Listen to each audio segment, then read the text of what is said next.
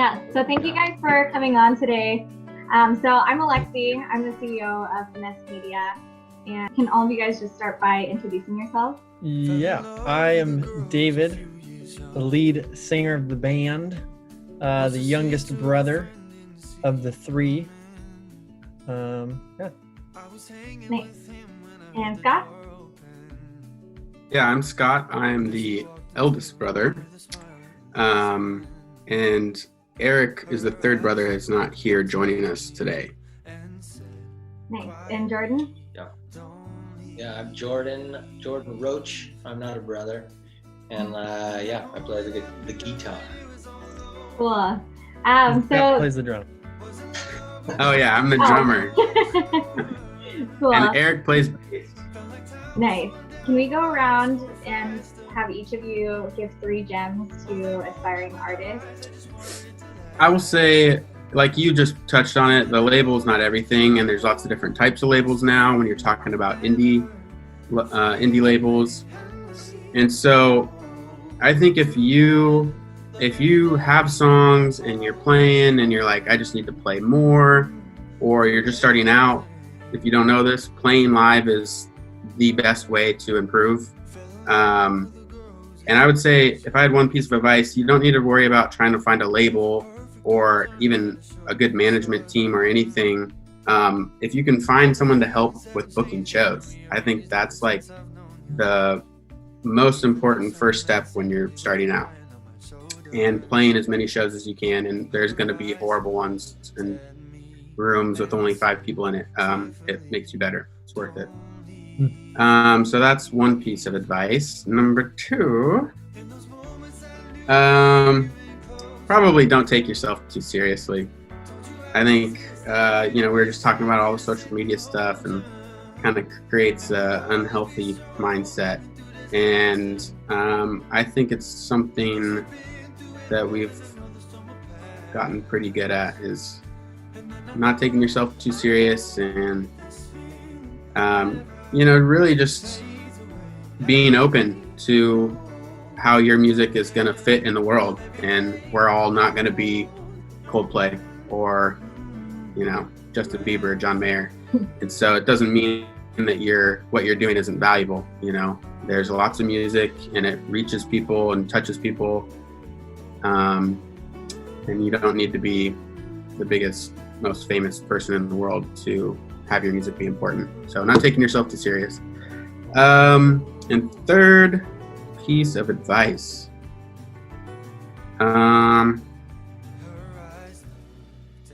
If you've only got 2, that's okay. I might only have 2. I would start to get into like talking about money or something like that, but just find a job where you can have flexibility and save up money to spend on your music, because it's not always going to pay for itself at the beginning. That's a good one. Nice. Cool. And then Jordan? I was writing them down so I could actually have some stuff. Nice. You're drinking a Corona, Scott. I was like, that sounds nice. I'd say this is for like super artists starting out playing in rooms. I would say know your room. Like, know how big it is. I think we all came up playing jazz. I mean, I know we did because I was there with Scott. We played jazz choir and stuff. But just like know your room. Don't turn up to 11 if you're in a small room and people are trying to chill and have a beer. Like, we play a little softer. I don't know. I think just maybe really exercise that. Just like know your room. But then that leads to like knowing your audience, and then that leads to people liking this song, and then you start writing more songs like that. So just kind of know your surroundings. Don't be oblivious, because the music it comes from you, but it also, I believe it doesn't really come from you. We're just like these vessels, man, And so, this music's not just for you; it's for the listener. I won't talk long, I promise. But I also think that that's just really impressive. Like, to me, as a viewer of shows, if somebody can do what Jordan just said, like, that is so impressive to see an artist who can, like John Mayer. I've heard that there's a place we've played at in LA called Hotel Cafe, really tiny little joint across from where they have like the Oscars or something. And so there's nights where like John Mayer has played a tiny acoustic show the night before he has his big show. And so it's like something like that. Like John Mayer can go into a room and he can play to 20 people at this tiny little bar. And like, it's an emotional, intimate experience. And it's obviously going to be, he's playing different there than how he is the next night in front of an arena. Like that is so impressive if you do what Jordan just said, to like be able to be dynamic as an artist. You stole my time. Another advice would be listen to all kinds of music. Like the things that are on like the pop radio or the popular, they're not listening to other popular music. They're listening to like the old school stuff, and they're getting inspiration from that. And then also, I was trying to write out like find your people. So like find a band that works. Like if they aren't good or you're not vibing, just get out. You're not stuck with them. But when you find a good one, stay committed, but also have fun with them and just hang out with them. So it's not always music, because that'll help with like live shows and writing. Just you can vibe and yeah. Cool. And then David? Yeah, I would say be kind to everyone. Whether it be like Jordan said with these people, if you're a singer-songwriter, be kind to the people that you're trying to attract to play with you in shows or record with you or whatever it is. Or if you are trying to be in a band, be kind to your band members. Be kind to the people at every venue you're at. Like I think we want people to remember us because it was a good show and we played well, but we also want the sound guy we're the fourth band of the night and he's exhausted to like feel like we were different than the D-bags who were just before us that were just like they're living it up like rock stars. Like we want to be the guys that were like, hey man, like thank you so much for doing sound, like that was awesome and you're great and we appreciate you. Like even just little snippets like that, like if people can remember that down the line, that's going to be, that can change people. Like just those little moments, like that can change somebody's day. So I think be kind to everybody. But then at the same time, don't be a pushover when it matters.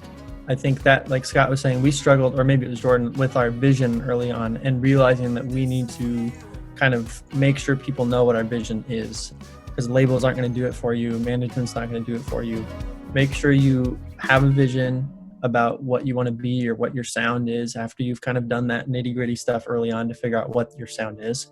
Once you find out what it is, like stay true to your vision and let people know what it is, because you do need to lead. Even if people come in and you kind of think like we did, like, oh, management's here or labels here, like we don't need to work or do as much, like they'll help shape us, but they won't. Like you still need to be who you are and lead the show, and then they'll kind of support you in what you're doing. And then I would say, like, to piggyback on something Scott said earlier, I think taking it one song at a time, one show at a time.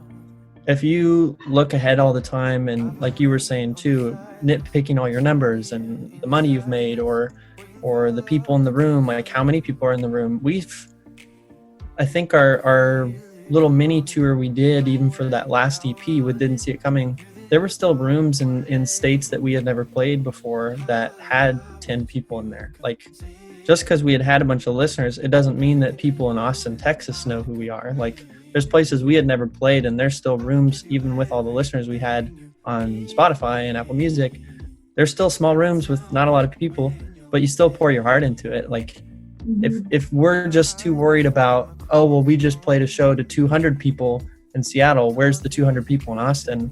You're just going to hate your life. Like, you need to just enjoy every moment and not look ahead all the time and think like, oh, I just played this show, every show is going to be like that now, or whatever it is. Like, I think if you get way too worked up about the future and not just enjoy every moment and just focus on every moment, like, I think that's what's helped keep us grounded, is just like one song at a time. It's like, I'm going to pour my heart into this song. I'm going to write the best song I can. And it's kind of out of your hands at that point. Like, you don't have a ton of control over whether people like your music or not. Like, you just got to do what you got to do, pour it into it, and people will like it or they won't. And That's just kind of how it is. Like, until you get a massive label that can force bad music down your throat, and we just are all robots and accept that it's good. I'm looking at you, Frank Ocean. That album's terrible. It's like, that's, unless you're them and you can literally release garbage music and people, or no, it's Childish Gambino. It's his new album. New album's terrible. Don't listen to it. You just dissed Frank Ocean. I was gonna say, David, you love Frank Ocean. I got him mixed up because Childish Gambino. Like, you love that Frank Ocean. He's trying to be Frank Ocean, and it's not working. So his album is straight garbage, but he's on a big label, so people accept it and whatever. But if you're not that, which 99% of us aren't, just pour your heart into it, and people they'll love it or they won't, and you just kind of have to keep chugging along and keep pouring your heart into it. One thing I do love about you guys is that despite the skyrocketing numbers, you do seem pretty grounded. I mean, every time I listen to your music, it feels like I'm back in my hometown. I'm from a small suburban town in Fairfield, California, which there are a bunch of people, but everybody knows everybody. And I feel like when I listen to your music, I'm back in my hometown in a bar with maybe 5 to 10 people in it, drinking a Corona and just hanging out with my friends. So I'm very grateful to have you guys on the show. I know you have a song coming out on the 24th. Can you guys talk about it really quickly? Yeah, it's called Own the Night. I don't know if we've actually said that yet, but whatever. This one, just for the little backgrounds, this one was actually the baby, or the birth of this song was Eric, our bass player. He had kind of the main hook that he had written, which is kind of a little behind the scenes of our collaborative process. A lot of times one of us will have a hook, kind of that chorus, and then we kind of just collaborate from there. So I think he had actually written the chorus. Super great. We're super excited for everyone to hear it. It's very, like, if I were to tell you the inspiration or like a song that it'll remind you of, it's very like Childish Gambino meets Frank Ocean. Yeah, exactly. Meets Drake. No, it's like, no, it kind of has Nowhere to Run vibes. So I think people really like it. It's kind of that, like our original song, the very first song we started with. It kind of has that vibe, kind of chill, laid back, down tempo. But yeah, the collaborative process, Eric wrote the chorus. It was awesome. We loved it. I think we kind of collaborated on verses, but it should be good. It's kind of about just relationships and the kind of nitty-gritty part of relationships, and how important just pouring kind of your energy into it even when you're not feeling it. And just kind of, relationships are not just all romanticized and movie-like and La La Land and it's all pretty and whatever. It's like the movie La La Land. That's how. Have you seen the ending of that movie, David? That's not all. Okay, but like when I think of La La Land, I think of like the dance numbers. Yeah, I got you. They're like dancing in the stars, literally. I love that movie. Yeah, but it's just about like when stuff gets tough, you still gotta love on the person. Choose the one you love and love the one you choose. My mom always says that. Right there. Cool. So Own the Night will be available on all major platforms. And what is the best way that fans can reach out to you if they would like to learn more about anything from you, or get some advice, or just learn about your music? What's the best way to reach out to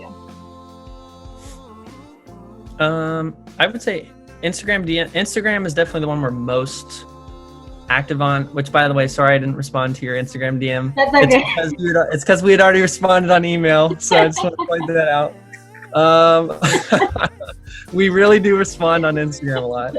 The email is also good, but I think if people just want to get to know us better too, we do have a website, mybrothersandiband.com, and we have blog posts on there too. We kind of just do a monthly blog post, and it could be anything. I think we did like a book one recently, just kind of books for reading or whatever. It's really just kind of random stuff, and it's cool, and it's kind of shows you a little bit about us in a new light. We haven't really seen a whole lot of bands have like their own blog. So it's kind of a cool way for us to just express ourselves in a different way than just the music we release. So that's a cool thing to do, or cool thing for people to check out.